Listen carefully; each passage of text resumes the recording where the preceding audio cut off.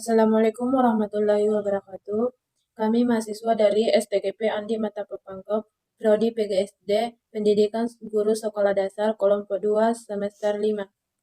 Sebelum kami memasuki materi, baiklah saya akan memperkenalkan nama anggota kelompok kami.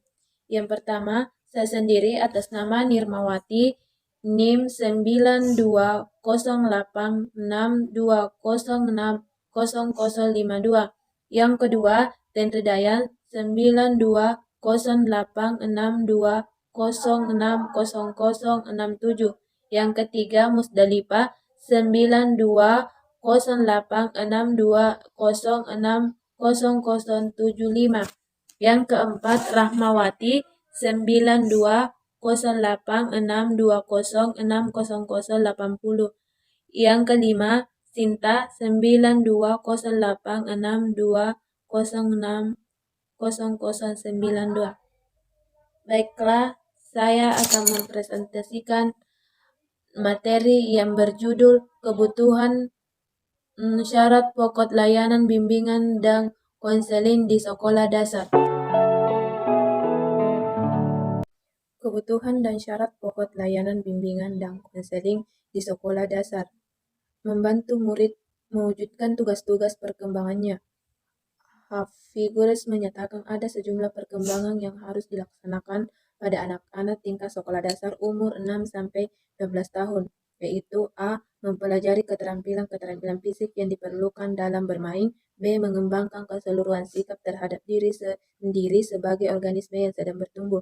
C. Belajar bergaul dengan teman-teman sebaya. D. Mengembangkan keterampilan dasar dalam membaca, menulis, dan berhitung. E.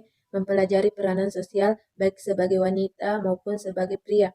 F. Mengembangkan konsep-konsep yang dibutuhkan untuk kehidupan sehari-hari. G. Mengembangkan kata hati, moralitas, dan norma-norma. H. Mendapatkan kebebasan pribadi. I. Mengembangkan sikap-sikap terhadap kelompok-kelompok dan badan-badan sosial.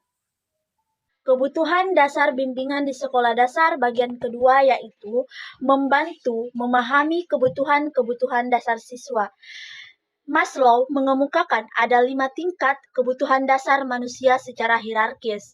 Kelima kebutuhan dasar itu antara lain bagian A atau yang pertama yaitu kebutuhan fisiologis, yaitu kebutuhan dasar yang bersifat primer dan vital yang menyangkut fungsi-fungsi biologis dasar dari organisme manusia seperti kebutuhan akan makanan, pakaian, dan perumahan.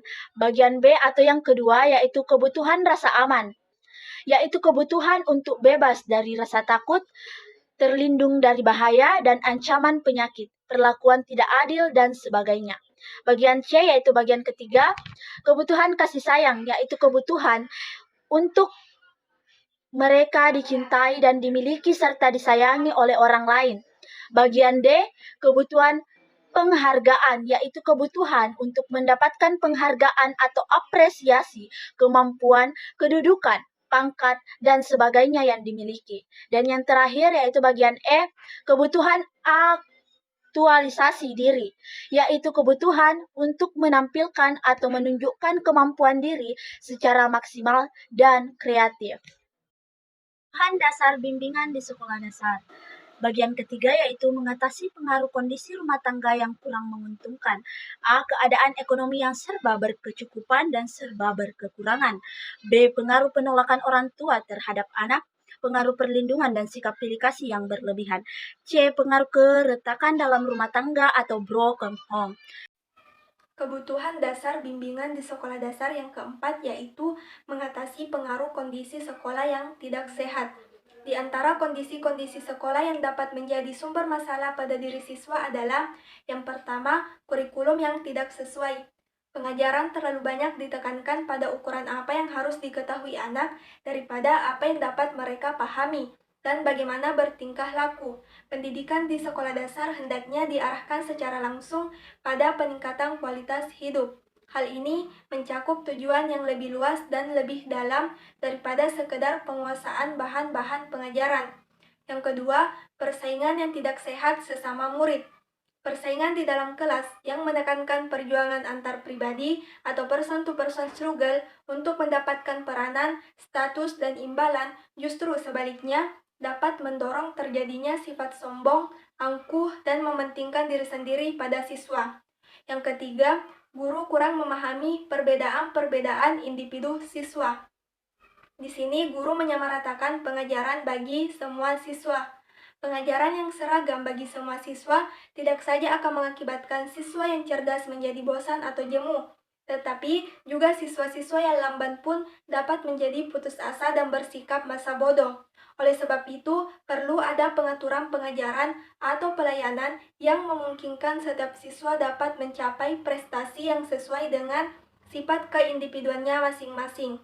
Yang keempat, pelaksanaan administrasi sekolah yang tidak teratur.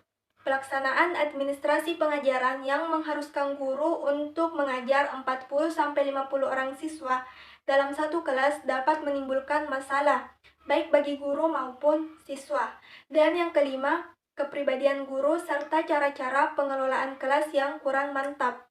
Ada 3 tipe umum kepribadian guru, yaitu yang pertama, guru yang otoriter, yaitu guru yang cenderung menentukan sendiri. Guru-guru seperti ini kurang memberi kebebasan bagi siswa untuk mengemukakan pendapatnya. Yang kedua, guru yang laissez-faire, yaitu guru yang memberikan kebebasan yang lebih besar bagi murid untuk berbuat. Dan yang ketiga adalah guru yang demokratis. Kebutuhan dasar bimbingan di sekolah dasar yang kelima yaitu mengatasi pengaruh kondisi sosial budaya yang kurang menguntungkan. Kemajuan-kemajuan yang dicapai dalam bidang ilmu pengetahuan, teknologi, dan seni dewasa ini telah membuat orang memperoleh banyak kemudahan di jagat raya ini. Kemajuan di bidang komunikasi misalnya, seakan-akan menghilangkan jarak antara satu daerah ke daerah lain, antara satu benua dengan benua lain, dan antara bumi dan planet-planet lain. Perubahan-perubahan yang ditimbulkan itu tidak hanya menguntungkan, tetapi juga merugikan masyarakat.